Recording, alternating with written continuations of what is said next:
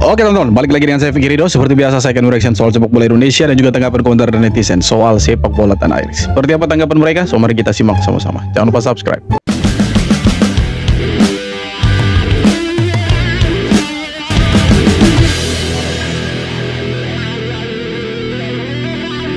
Indonesia bakal kalah dengan kekuatan baru Malaysia. Negaranya kalah dari Malaysia, malah senggol Indonesia. Gini bro, jadi setelah Malaysia mengalahkan Vietnam dengan skor 4-0, pundit Vietnam malah bilang, Malaysia itu sekarang lebih jago dari Indonesia. Sopankah ia berbicara begitu? Ada pengamat bola Vietnam yang nyeletuk, kalau Indonesia ketemu Malaysia, Indonesia bakal nggak bisa ngimbangin. Dia mikir Malaysia itu punya pemain yang lebih oke. Dan gaya mainnya langsung nyetel banget kayak di Eropa. Tapi si pundit Vietnam ini masih penasaran nih, sama 5 pemain baru Malaysia itu asalnya dari mana aja. Dia juga masih bingung dan masih terus nanyain itu. Memang sih kita akui, Malaysia menaturalisasi para pemain mereka di saat usia sang pemain menuju kematangan. Dalam artian, ini adalah prospek jangka pendek demi ambisi temani Indonesia di Piala Asia 2027. Indonesia punya pemain naturalisasi itu terbilang masih sangat-sangat muda. Jadi masih usia dalam, belum usia emas lah, masih dalam perkembangan lah. Jadi kalau kita lihat memang pemain-pemain Indonesia yang dinaturalisasi ini, programnya itu bukan hanya untuk Piala Dunia 2026 saja, tetapi bisa jadi untuk Piala Asia 2027, bahkan kualifikasi Piala Dunia untuk 2030 nanti. Jadi masih panjang nih, seperti Ole Romeni, Tom Hai ini umurnya masih 29, 28, JITS 24, 25. Jadi kita masih bisa melihat mereka mungkin sampai 2030 lah. Dan kita masih punya banyak stok pemain keturunan di luar yang bersedia untuk bermain membela timnas Indonesia. Sana masih ada Jaden Osterwolde, ya kan? Ada Tristan Guejer, ada Miliano Jonathans, ada Jairo Ridwell yang sampai saat ini mungkin masih dicari nih berkas-berkas yang harus dilengkapi segala macam. Jadi kita masih punya banyak pemain keturunan dan jelas mereka punya garis keturunan Indonesia begitu. Karena kalau kita lihat dari garis keturunannya mereka ada kakeknya orang Indonesia. Mereka jelaskan kalau mereka punya kakek dari Indonesia atau salah satu dari bapak atau mamanya orang Indonesia begitu. Beda halnya dengan kita punya tetangga sebelah dari jiran kita Malaysia. Mereka menaturalisasi pemain juga, mendatangkan pemain warisan. Cuma kan pemain atau federasinya tidak menjelaskan secara terang benderang dari mana asalnya mereka, kakek neneknya siapa. Oke, kita mungkin tidak butuh validasi dari itu, dari mereka. Cuma come on man, ini era keterbukaan, ya kan? Siapa sih begitu? Siapa sih mereka ini gitu? Dari mana sih garis keturunannya? Supaya kita tahu, netizen tahu, terbuka untuk umum, sama seperti Indonesia. Kita tidak menyalahkan mereka mau naturalisasi, itu hak mereka, tapi yang diminta sama orang-orang netizen sepak bola itu keterbukaan dari media sana gitu. Ya nanti kalau kita diperpanjang nanti bilang kita iri lah, sudahlah terserah mereka mau naturalisasi, terserah lah. Tijjani Rejders ajak sang adik saat diperkenalkan sebagai pemain Manchester City.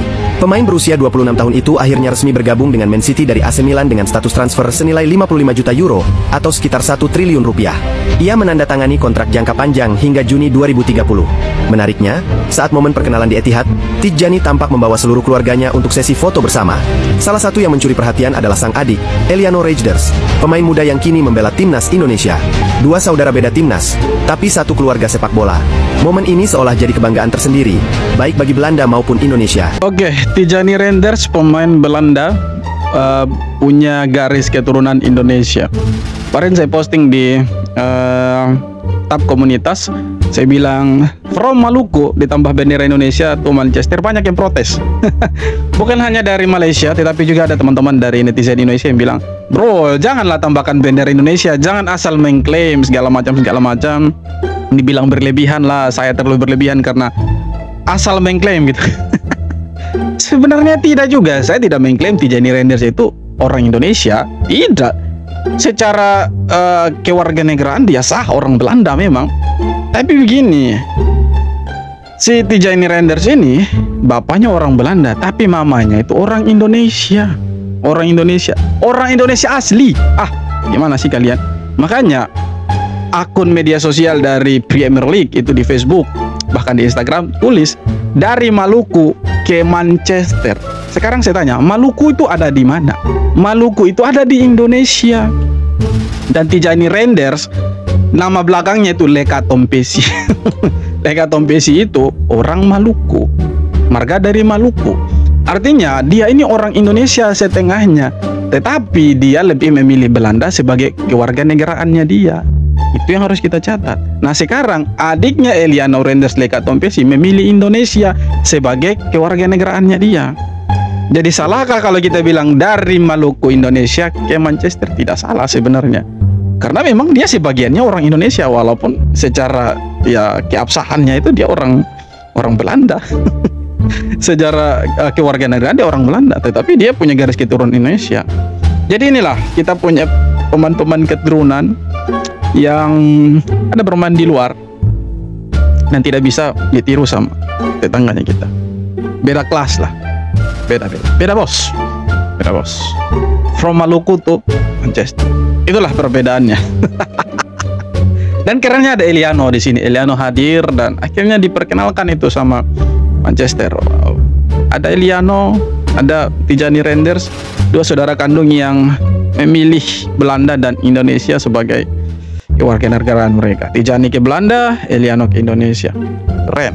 Itulah Indonesia. Hebatnya Indonesia maksudnya. Pemain mewah maksudnya segera dinaturalisasi timnas. Erick Thohir. Ini saya cari di instastory-nya Pak Erick Thohir tapi tidak ketemu nih. Atau ada postingan seperti ini, coba teman-teman kasih lihat lah. 213 match, 97 gol, 178 assist, 14 trofi, La Liga, Liga Portugal, Serie A, Garuda Calling.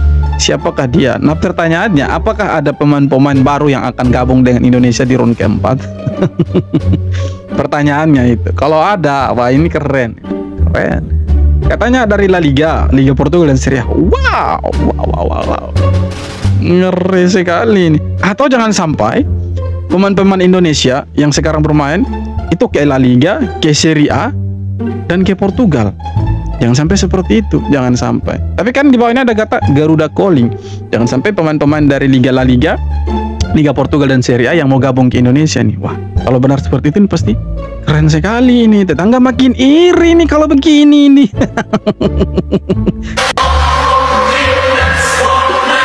Siapakah dia? Masih ya misteri lah. Nanti kita tunggu gebrakan dari Pak Erick Thohir and the clan and the friends.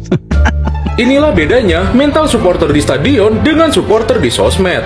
Ya, walaupun sama-sama kecewa, tapi supporter di stadion dan supporter di sosmed bagaikan dua sisi koin yang berbeda.